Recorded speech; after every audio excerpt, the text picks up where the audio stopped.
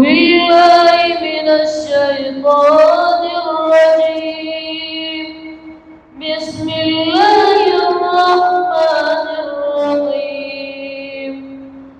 والتين والزيتون وطور سينين وهذا البلد الأمين.